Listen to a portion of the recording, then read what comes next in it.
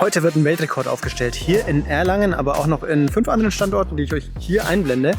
Wir refurbischen hier die allermeisten Balkonkraftwerke aus alten PV-Paneelen, die übrig sind, aber noch gut sind. Das heißt, ein altes Kraftwerk von einem Bauernhof, das runterkommt vom Dach, um neue Paneele draufzupacken. Die Paneele, die funktionieren noch, die runterkommen. Es lohnt sich nur einfach für den Bauernhof, sie zu ersetzen gegen neue, aber die alten sind noch total okay.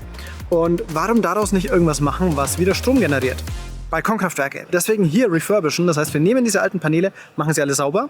Also nicht wir, sondern ihr, also die Leute, die da mitmachen, können sich da vorne ihre Paneele abholen, machen sie dann sauber, machen neue Stecker dran, messen die einmal durch, dürfen sie mit heimnehmen und zu Hause an ihre Balkone dran machen. Und dann machen die einfach Strom. Okay, aber der Reihe nach. Vor ungefähr einem Jahr hat mir Christoph beigebracht, wie einfach es ist, aus alten PV-Paneelen neue Balkonkraftwerke zu machen. Und genau mit so einem haben wir dann meinen Freund und Kameramann Michi überrascht, der bis heute begeistert davon ist. Wo stecke ich sie an?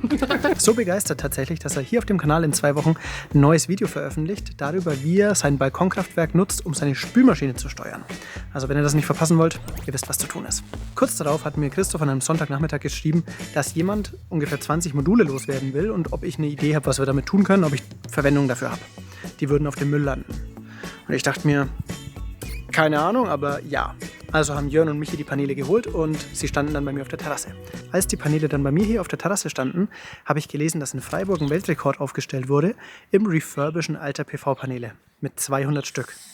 Da dachte ich mir, es war jetzt ziemlich einfach an 20 PV-Paneele zu kommen. 200 ist ja nur das 10-fache davon. Der Rekord ist schlagbar. Also habe ich Christoph von meiner Idee erzählt, Christoph hat Dali davon erzählt, Dali hat Sophia davon erzählt, denn Sophia hatte die gleiche Idee. Und so haben Sophia und ich angefangen zu quatschen, festgestellt, Sophia mit Climate Connect ist viel, viel besser im Organisieren als ich es bin. Also sind wir all in gegangen. Ich habe meine Module mit zu deren Modulen gepackt und unterstützt, wo ich konnte. So kommen also meine alten Module mit zum Weltrekordversuch und Michi als Moderator auf die Bühne. Herzlich willkommen zu einem Weltrekordversuch. Der bisherige Rekord liegt bei 200 Paneelen. Dieses Jahr haben wir uns zusammengetan mit Mendingen, Würzburg, Erlangen hier und Marburg und Potsdam. Und da versuchen wir den Rekord zu knacken. Es sind ganz viele Solarpaneele, die heute ein neues Zuhause finden. Alle die Paneele haben eigentlich eins gemeinsam, dass sie quasi runtergebaut worden sind von den Dächern und Solarparks und jetzt hier im schönen Erlangen wieder abgecycelt werden. Ich finde das super toll, dass die Leute von Climate Connect und Stecker Solar hier auf die Beine stellen und einfach deutschlandweit super viele Module vor der Verschrottung retten. Das ist schon eine geile Sache eigentlich. Climate Connect ist eine Plattform, die Menschen, die sich für Klimaschutz einsetzen wollen und Klimaschutzorganisationen zusammenbringt. Wenn du also gerne was machen würdest, aber nicht weißt wo, schau mal bei Climate Connect vorbei. Und Sophia hatten wir auch schon mal im Podcast, wenn dich das Thema also mehr interessiert. Ich verlinke es euch hier oben. Und wenn du gerne mehr für Klimaschutz tun würdest, aber selbst gerade keine Zeit hast, der Klimahub Erlangen braucht dringend Geld. Vielleicht ist das eine Möglichkeit, wie ihr unterstützen könnt. Ich verlinke euch die Website mit allen Details auch in der Videobeschreibung. Wir haben immer gedacht, die ganzen Module, die wir jetzt vorrätig haben, kriegen wir eh niemals los. Aber jetzt hatten richtig viele Leute Bock, sich ihr eigenes Balkonkraftwerk zu Hause aufzubauen und ihren eigenen Strom zu produzieren. Und das freut mich riesig. Überwältigt schon ein bisschen. Bis vor ein paar Wochen dachte ich auch immer noch, mir ist so richtig Angst und kalt geworden, dass ich dachte, ich weiß nicht, ob das alles klappt an dem Tag, ob genug Leute da sind, ob überhaupt alle Module vergeben werden, ob wir genug da haben, was passiert, wenn wir 200 übrig haben. Also, und jetzt das zu sehen, ist einfach nur... Ich finde schön, wie aus einer kleinen Geschichte, wie aus meinem Balkonkraftwerk, was wir schön installiert haben. Film mal hier drauf, Alter, das hier wird. Schau, wie viele Leute da sind. Das ist Hammer.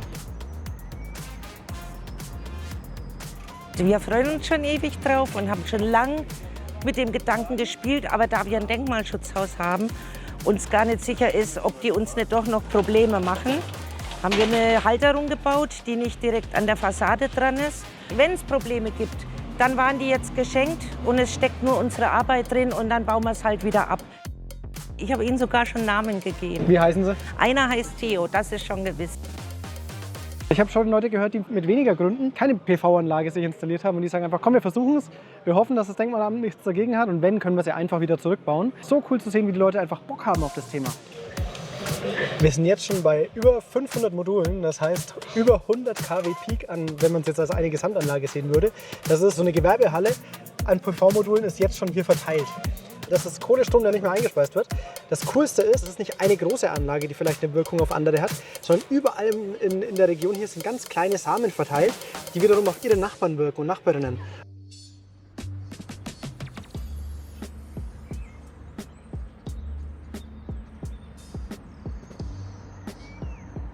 Mal sehen, wie viel rauskommt, aber schön ist halt einfach, wenn schon allein der Kühlschrank, das Gefrierfach und so weiter, alles was so tagsüber läuft, damit betrieben werden kann. Das ist ja so ein Upcycling-Projekt, so wie ich das verstanden habe, und alle Paneele wurden ja gerettet. Und das ist natürlich super, wenn man die dann nochmal ein zweites Leben geben kann.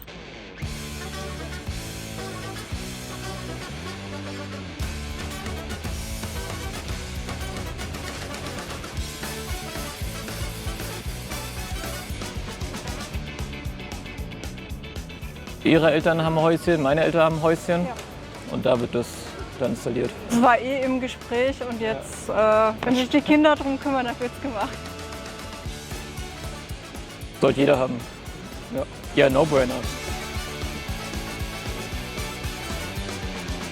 Der bisherige Rekord zur Erinnerung lag bei 200 Modulen an einem Tag. Alleine Erlangen hat 230 schon und es läuft noch.